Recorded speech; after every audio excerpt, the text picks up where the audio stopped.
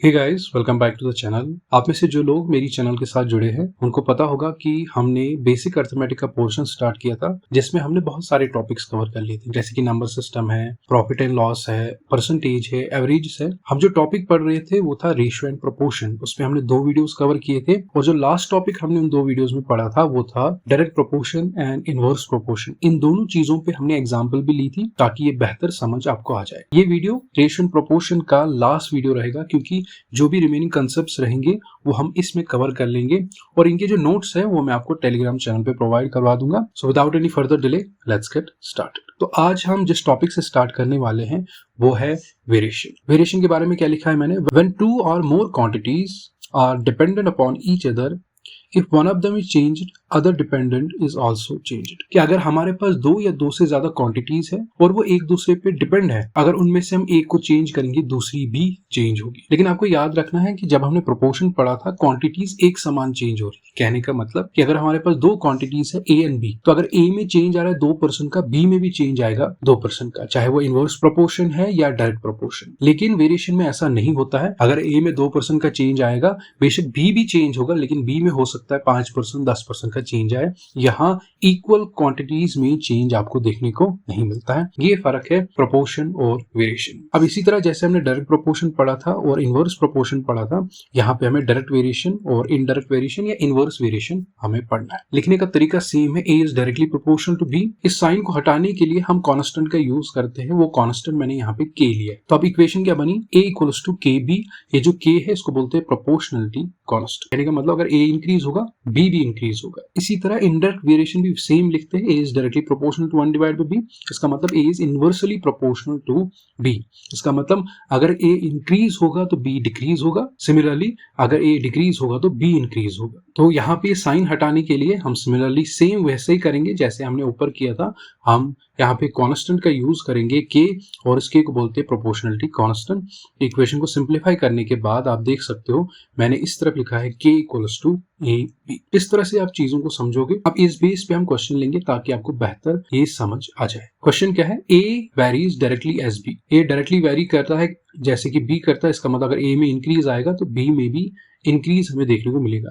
And inversely as सी, ए और सी आपस में इनवर्सली रिलेटेड है। कहने का मतलब कि अगर ए इंक्रीज होगा तो सी डिक्रीज होगा, अगर ए डिक्रीज होगा तो सी इंक्रीज होगा। और आगे क्वेश्चन क्या लिखा है, A is 12 when B is 6 and C is 2। जब ए की वैल्यू 12 होगी, ए की वैल्यू तब 12 होगी जब बी 6 के बराबर है, सी 2 के बराबर है। आगे क्वेश्चन पूछा है आप वैल्यू बता दो ए की जब बी 12 के बराबर है, सी 3 के बराबर। तो सबसे पहले जो पहली लाइन है उसको हम लिखेंगे। यहाँ पे हमने लिखा A is directly proportional to B. Same वैसे लिखने का तरीका, बोलने में भी वैसे ही लिखा जाता है, लेकिन आपको याद रखना है अगर वेरी यहाँ पे वर्ड यूज किया गया है तो चीजें अलग से यहाँ पे आएंगी। इसी तरह से ए इज इनवर्सली प्रोपोर्शनल टू सी। अब दोनों इक्वेशन को कंबाइन करेंगे तो हम इसको ऐसे लिख सकते हैं। अब इस साइन को हटाने के लिए इक्वल टू का साइन लगाएंगे और कांस्टेंट का यूज करेंगे। अब देखो इस पर्टिकुलर इक्वेशन में ए की वैल्यू भी हमारे पास है, बी की वैल्यू भी है, सी की वैल्यू भी है।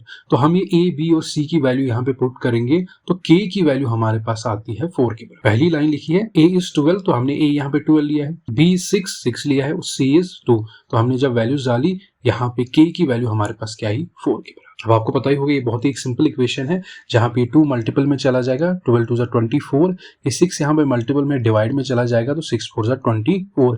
के की वैल्यू हमारे पास 4 है, क्योंकि इसी क्वेश्चन में हमें ए की वैल्यू पूछी है, सिर्फ बी और सी की वैल्यू दी है। हमें पता है इस पर्टिकुलर इक्वेशन में 4 चीजें हैं, ए के बी और सी, कम से कम 3 तो दी होनी चाहिए। तो यहाँ पे बी भी दी है, सी भी दी है, के की वैल्यू हमने निकाली। अब ए तो इजिली निकलेगा, क्यों, अब हम बी की वैल्यू 12 रखेंगे, सी की वैल्यू 3 रखेंगे और के की वैल्यू 4 रखेंगे। तो 3 4 12, 4 into 4 इक्वल्स टू 16। तो यहाँ पे ए की वैल्यू 16 आई। आई होप ये आपको इजीली समझ आ गया होगा। ये लीनियर इक्वेशंस होती है, ज्यादा मैं इनको एक्सप्लेन नहीं करता हूँ। इनकेस आपको अलजेब्रा का बेसिक पोर्शन नहीं आता कि सिंपल लीनियर इक्वेशन चाहे वो 2 वेरिएबल्स में हो या 1 वेरिएबल्स में हो, आपको सॉल्व करने नहीं आती है, आप नीचे मुझे कमेंट्स में मेंशन कर देना, मैं उस पर कोई लेक्चर लेके आऊंगा ताकि ये बेसिक अंडरस्टैंडिंग इक्वेशंस को कैसे सॉल्व करते हैं वो आपको आ जाए। सो यहाँ पे ए की वैल्यू आती है 16, तो ये आपका आंसर है। देखो रेशियो एंड प्रोपोर्शन में क्वेश्चन एजेस पे भी पूछा जाता है। किस तरह से, the ratio of age of Krishna and Balram is 3:4, 4 years earlier, the ratio was 5:7. Find the present age of Krishna and Balram. देखो जो प्रेजेंट एज का रेशियो कृष्णा और बलराम का दिया है वो 3:4 दिया है। 4 साल पहले उनकी एज का जो रेशियो होगा वो 5:7 होगा। बताओ उनकी प्रेजेंट एज क्या होगी। अब जब रेशियो की बात होगी, मैंने ऑलरेडी आपको बता दिया था पहले ही लेक्चर में रेशियो प्रोपोर्शन के, कि यहाँ पे जो एक हिस्सा होता है उसको हम कॉमन रेशियो बोलते हैं। वो हम x के बराबर, y के बराबर, जिस भी वेरिएबल के बराबर आपको लेना वो ले सकते हो। अब कृष्णा और बलराम की जो प्रेजेंट एज का रेशियो 3:4 है, तो प्रेजेंट एज क्या बन जाएगी 3 × x 3x, बलराम की एज क्या बन जाएगी 4 × x 4x। अब 4 साल पहले एज कितनी होगी कृष्णा की, जाहिर सी बात प्रेजेंट एज में 4 साल माइनस कर देंगे, तो 4 ईयर पहले कृष्णा की एज होगी 3x - 4, बलराम की कितनी होगी 4x - 4। इन्हीं का रेशियो हमें दिया है 5:7, तो इसका मतलब रेशियो को हम क्या कहते हैं, कंपैरिजन बाय डिवीजन। इसका मतलब 3x - 4 डिवाइड बाय 4x - 4 किसके बराबर है 5:7 या 5/7। अगर आप पहली बार ही लेक्चर देख रहे हो तो मैं आपको एडवाइस कर रहा हूँ कि पहले 2 लेक्चर जरूर देखना, उसमें इसका जो बेसिक पोर्शन है वो हमने कवर कर लिया है। आप देखो ये मल्टीपल में चला जाएगा, 7 3 क्या बन जाएगा 21, 7 4 28, इसी तरह 5 इसके साथ में मल्टीपल में चला जाएगा, 5 4 20, x - 5 4 20। इक्वेशन को सिंप्लीफाई करेंगे हम, 21x ये जो +20 है इस तरफ बनेगा -20, और -28 है इस तरफ बनेगा +28, तो x की वैल्यू हमारे पास आई 8। अब कृष्णा की प्रेजेंट एज थी 3x, तो x की वैल्यू 8 रखेंगे, 8 3 24। सिमिलरली बलराम की एज थी 4x, तो 8 4 32, तो बलराम की एज आई 32 ईयर्स। इस तरह से आपको क्वेश्चन पूछे जाएंगे, कहाँ किस बेस पे, एज के बेस पे, रेशियो एंड प्रोपोर्शन के अंदर। सिमिलरली एक और टॉपिक आता है जो लास्ट टॉपिक है इस पर्टिकुलर वीडियो को, वो है पार्टनरशिप। अगर आपने एफए का एग्जाम दिया है आपको पता होगा कि वहां पे जो पार्टनरशिप आपने अकाउंटेंसी में पढ़ी थी, सेम वही कॉन्सेप्ट यहाँ पे भी है, लेकिन इसमें ज्यादातर क्वेश्चन उतनी डिटेल में नहीं आते, लेकिन 3 चीजों पे आपको क्वेश्चन। पार्टनरशिप की डेफिनेशन भी मैंने यहाँ पे लिखी है, जब 2 या 2 से ज्यादा लोग एक बिजनेस को रन करते हैं साथ में, जहाँ पे वो अपना पैसा और रिसोर्सेज इन्वेस्ट करते हैं, उसको जॉइंट वेंचर या कहते हैं बिजनेस इन पार्टनरशिप। जिस बेस पे आपको क्वेश्चन आएगा वो ये 3 जनरल रूल्स, कि जब 2 पर्सन अलग अलग अमाउंट्स इन्वेस्ट करेंगे, मतलब एक 1 लाख लगाएगा, दूसरा 2 लाख लगाएगा, लेकिन जो टाइम पीरियड होगा वो सेम होगा, उस टाइम पे जो प्रॉफिट शेयर होगा उनके इन्वेस्टमेंट के हिसाब से। फॉर एग्जाम्पल आपने 2 लाख लगाया, आपके पार्टनर ने 1 लाख लगाया, तो जब प्रॉफिट कंपनी कमाएगी उस टाइम पे जिस हिसाब से आपने पैसा लगाया होगा उसी हिसाब से प्रॉफिट डिस्ट्रीब्यूट होगा। लेकिन अब क्या होगा, आपका पार्टनर भी 2 लाख लगाएगा, आप भी 2 लाख लगाओगे, इसका मतलब सेम अमाउंट इन्वेस्ट करोगे, लेकिन डिफरेंट टाइम पीरियड के लिए। आप इन्वेस्ट करो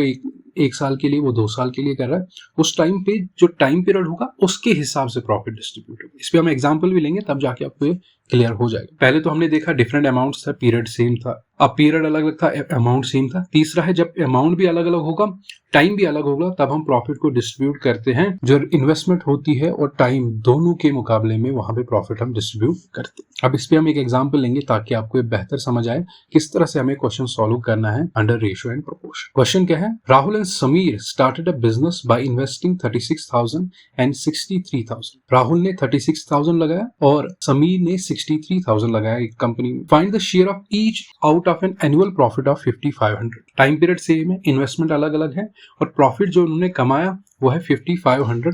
अब आपको उसको डिस्ट्रीब्यूट करना है राहुल को और समीर को और देखना है किसको कितना मिलेगा। सबसे पहले तो देखेंगे कि अगर कैंसिलेशन होती है तो करेंगे। अब यहाँ पे हम रेशियो प्रोपोर्शन का चैप्टर पढ़ रहे हैं तो इसको रेशियो में हम लिखेंगे 36 डिवाइड बाय 6300, या हम ऐसे रेशियो में कॉलन बीच में डालते हैं, इसको भी हम पढ़ते हैं 36,000 रेशियो 63,000, तो ये 3 0 कैंसिल हो जाएंगे, 9 7 63 एंड 9 4 36, 4:7 आता है राहुल और समीर का। अब शेयर जो राहुल का होगा इस प्रॉफिट में 5,500 में, वो हम कैसे निकालते हैं, राहुल का जो रेशियो है 4 है, टोटल रेशियो कितना है 7 + 4 11, तो 4 divide by 11 into 5,500 equals to 2,000। Similarly Sameer का कितना आएगा, यहाँ पे समीर की साइड में कितना रेशियो है 7, तो 7 divide by total ratio into 5,500 equals to 3,500। तो समीर को ज्यादा पैसा मिलेगा क्योंकि इसने ज्यादा पैसा लगाया था, और राहुल ने कम इन्वेस्ट किया था तो उसको कम प्रॉफिट में शेयर मिलेगा। तो इसी तरह से आप यहाँ पे क्वेश्चंस को सॉल्व करते हैं। अगर आपको ये 4:7 है इस तरह से नहीं निकाला तो आप डायरेक्ट लिख सकते हो 36,000 डिवाइड बाय, फिर 36,000 प्लस 63,000 आपको नीचे लिखना है इंटू 5,500, वहां पे भी आपको 2,000 ही आंसर आएगा। तो इस तरह से पार्टनरशिप बेस पे यहाँ पे आपको रेशियो एंड प्रोपोर्शन के अंडर क्वेश्चन आ सकते हैं। आई होप ये आपको समझ आ गया होगा। इसमें जो टॉपिक्स बचे थे वो हमने कवर कर लिए रेशियो एंड प्रोपोर्शन के अंडर। अगर आपने प्रीवियस वीडियोस नहीं देखे आप जरूर उनको चेकआउट कर लो, वहां पे हमने सारी डिटेल मेंशन की है, आप देख सकते हो। मैं आपको नोट्स दिखा रहा हूँ। यहाँ पे हमने सबसे पहले रेशियो क्या होता है उसके बेसिक कंसेप्ट सीखे थे, वहां पे इसकी प्रॉपर्टीज सीखी थी हमने, फिर हमने एग्जाम्पल्स लिए हैं ताकि वो जो हमने वहाँ पे ऊपर कंसेप्ट बेस में पढ़ा उसको कैसे प्रैक्टिकली अप्लाई करना है। इसी तरह से हर एक टॉपिक हमने ऐसे ही पढ़ा है, जहाँ पे हमने पहले बेसिक पढ़ा है, बेसिक से फिर एडवांस लेवल तक हम गए हैं, कंसेप्ट्स भी सीखे हैं और साथ साथ में एग्जांपल्स भी किए। मैं आपको एडवाइस कर रहा हूँ आप जरूर सभी वीडियोस को चेकआउट कर लो इन केस आपने नहीं पढ़े होंगे। तो ये लास्ट वीडियो था रेशियो एंड प्रोपोर्शन का। आई होप इससे आपको बेनिफिट मिला होगा। तो अगर आपके कुछ दोस्त भी है जो कॉम्पिटिटिव एग्जाम्स के लिए प्रिपेयर कर रहे हैं, उनके साथ भी शेयर कर लो अगर आपको इससे कोई वैल्यू मिली है। सो मिलते हैं अगली वीडियो में एक नए टॉपिक के साथ।